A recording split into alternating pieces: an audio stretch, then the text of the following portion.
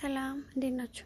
አሁን በምነግራችሁ ነገር ውስጥ እያለፋችሁ ያላችሁ ለተማሪዎችም ለሰራተኛው ለአብዛኛው ሰው ነውና ይሄ መልእክትና እስቲ መጀመሪያ ከተማሪዎች ልጀምር። ተማሪዎች ብዙ ጊዜ እናንተ መጀመሪያ በጣም ጎበዝ ተማሪ ነበራችሁ፣ በጣም ትሰሩ ነበር፣ በጣም ብዙ ውድድሮች ላይ ተሳተፉ ነበር። በውጤታችሁ በውድድሩ በጣም ውጤታማ ነበራችሁ። አስተማሪዎቹ ይወዷችኋል፣ ተማሪዎቹም እንደዛው።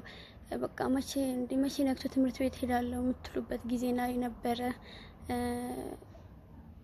እና አሁን ደግሞ ያላችሁበት ጊዜ በእንደዛ በተቃራኒው በቃ ትምህርት አስጠልቷችሁ ወይኔ እንደው መቼ ነው ቅዳሜና እሁድ ደርሶ ማርፍበት የምትሉበት ጊዜ ላይ ናችሁ በዚህ ታይም። እና ከዛ ባለፈ ደግሞ በቃ ለማጥናት ይደብራችኋል።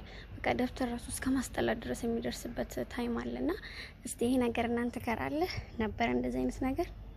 እስቲ ኮሜንት ላይ አስቀምጡልኝና ለምንድነው የሆነውና ምክንያቱም ደግሞ ብዙ ጊዜ መድኃኒቱ እጃችን ላይ ነውና ስለዚህ ይሄ ነገር አጋጥማችኋል? እስቲ ንገሩኝ።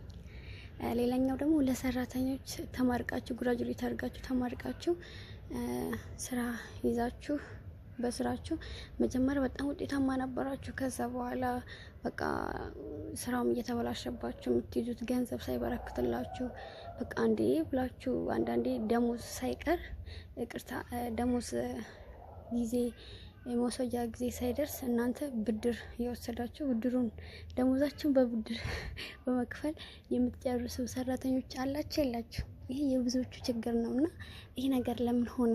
እስቲ ይሄ ነገር እናንተ ጋር አለ? ምክንያቱም ይሄ ነገር አለ ብዙዎቹ ዘንድ እንደዚህ አይነት ነገር አለ። ግን ከእናንተ ጥያቄ ፈልጋለሁ። ይሄ ነገር አለ ወይስ የለም? ካለ እንግዲህ ምክንያቱን እነግራችኋለሁ። መፍትሄውም በእጃችሁ ላይ ነውና ስለዚህ አለ የለም። ብዙ ጊዜ ሳታስቡ ከሰው ጋር ተጣላላችሁ።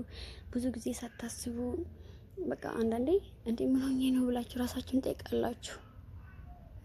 ብዙ ጊዜ ቴንሽን ውስጥ ትገባላችሁ እና ይሄ ነገር ተማሪዎችም ጋር ስራ ላይ ያላችሁ እህትና ወንድሞች ጋር እንደዚህ አይነት እናንተ ጋር አለ?